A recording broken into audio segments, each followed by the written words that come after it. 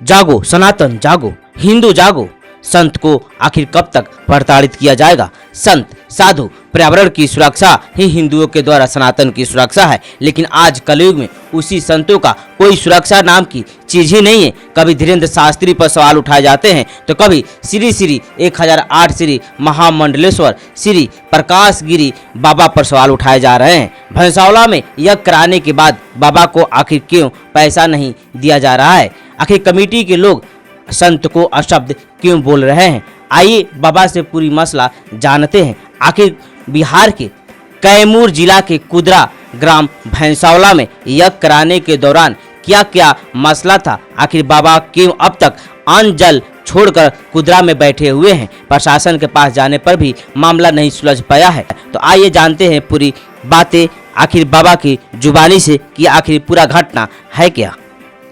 मैं फलारी बाबा झारखंड से आरएसएस गौ परिवार संघ प्रमुख झारखंड गुरुदेव दादी माँ गौ सेवा ट्रस्ट के केंद्रीय चेयरमैन। भैंसावला गांव में 9 दिवसीय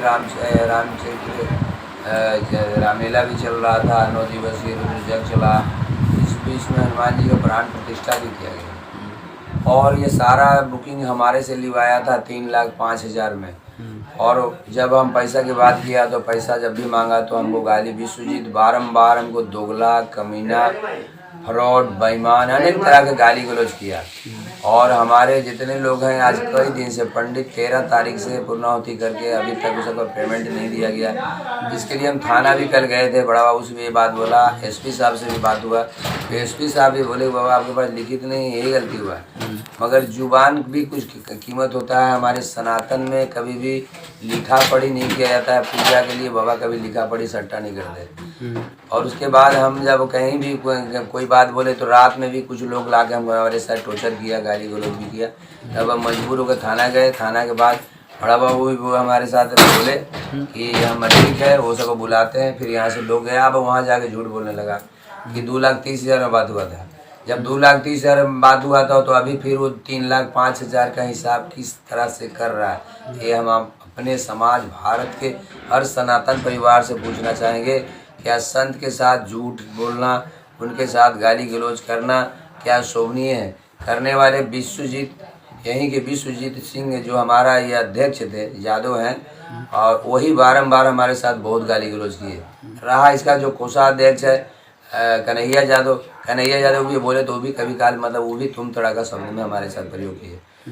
और जितने लोग हैं वो सब क्लियर बोलते हैं कि हम लोग कुछ नहीं जानते। कामता सिंह को भी कल बोले तो कामता सिंह भी कल झूठ बोले।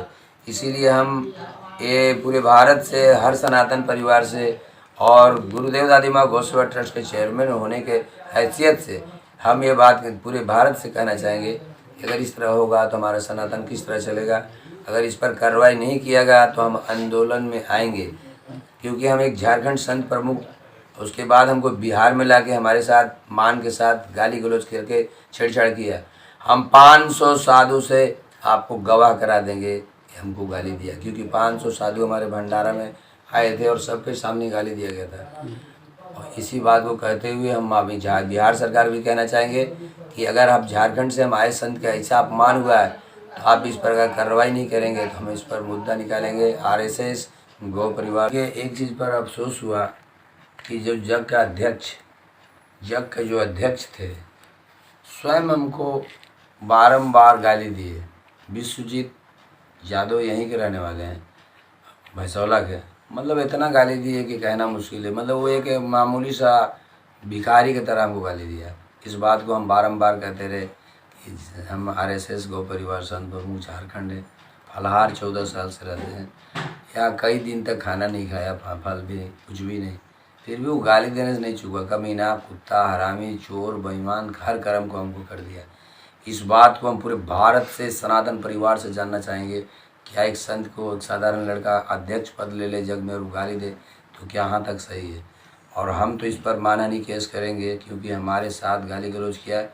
हमारे सामने 100 साधु से बेसी लोग खड़े थे और सबके सामने गाली दिया है। और 100 साधु से गवाह कराएंगे और इस पर मानहानि करेंगे और इस पर बहुत देर नहीं, बहुत जल्दी इन पर नोटिस करेंगे। जय श्री सीताराम।